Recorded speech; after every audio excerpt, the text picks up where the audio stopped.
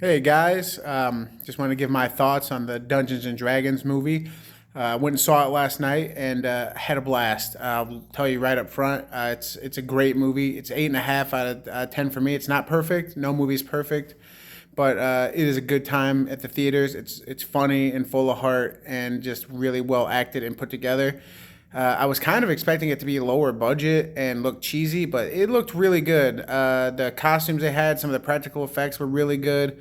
The jokes mostly hit. Lots of good stuff in there.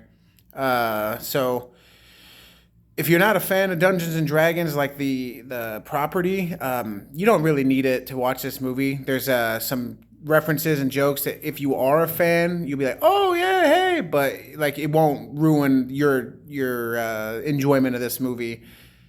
Uh, I kept really being worried that this would be like those original Dungeons and Dragons movies from like the '90s. I think they made three of them. The first one was theatrically released. It had Jimmy Olsen in it and Marlon Wayans.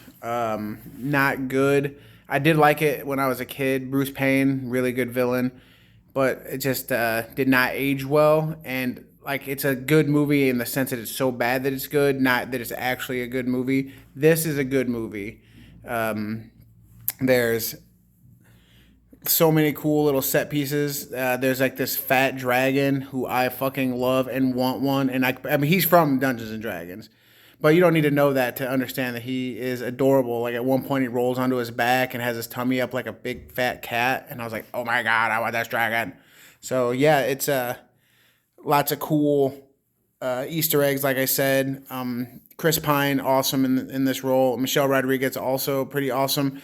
They had the girl from It, who played Beverly Marsh, and some other guys I didn't really recognize. Hugh Grant is in it, and he plays a really awesome, just slimy overall person. The villain was cool, and it works like the Dungeons and Dragons kind of does, where it's like, okay, that she's a badass, but she's clearly not the main villain, so it's setting up for a future, hopefully expanded, like more Dungeons and Dragons movies in this vein.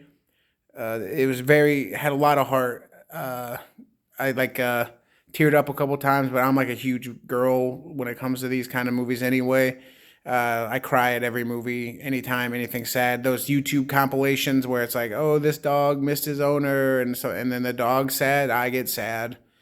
So you gotta take that with a grain of salt. And I don't mean like I'm a girl, like girls are whatever. I don't care. You know what I mean? But yes, definitely go see Dungeons and Dragons while it's in theaters. I'm actually gonna buy this when it comes out. It's that good. I really enjoyed this movie. I keep saying that, and I'm being really repetitive. I'm very tired. I just went walking in the woods, and I just feel really tired today. But I wanted to get my thoughts out before they faded.